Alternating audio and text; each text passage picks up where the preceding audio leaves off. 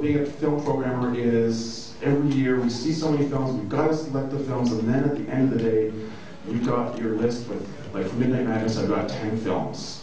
And I try and slot them all in, and there's always films that either get away or are competing for some place in that slot. And initially, I had Machete Maidens Unleashed in that lineup, and then other things came in, and it was like, it got really ugly at one point, but I'm like, wait a minute, why don't we just, it's a documentary. We have a documentary section. This would kind of be like an extra ball in a pinball game for Midnight Madness devotees. So, we were able to fit it in, and this is a fun romp through underground film history. Exploitation films from the Philippines, primarily in this case, made by Americans, where both film and life are cheap. But the director isn't. He's a first-class act. I'm so happy to have him back.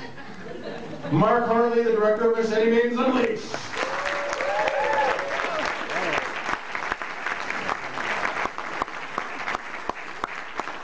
What Colin was saying in a very polite way is that this film wasn't good enough for Midnight Madness, but look, I found something online which said basically the reel-to-reel program has a reputation of presenting documentaries that are groundbreaking, insightful, educational, and inspirational. Well, this evening something's gone very wrong. And I can guarantee that if you expect to learn anything watching this film in the next 85 minutes, you're better off going into the lobby and reading a book. What I can promise you, though, is that some of the scenes in the next 85 minutes you will not find on any cinema screen in the world at this present time. So, and I'm sure that it will inspire some very interesting conversation afterwards. So hopefully you can stick around for the Q&A, and we'll explore some very strange goings-on in the Philippines circa 1970 under a very repressive government. Just to get serious for a second, because this film is all about being serious.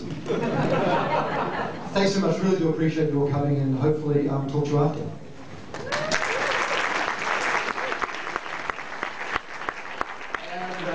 Just a word of caution, if there's anyone here who doesn't like gratuitous shots of boobies, this film, I think, has the record at this year's festival for the most booby shots. And yes, when I watch my films, I do have a scorecard.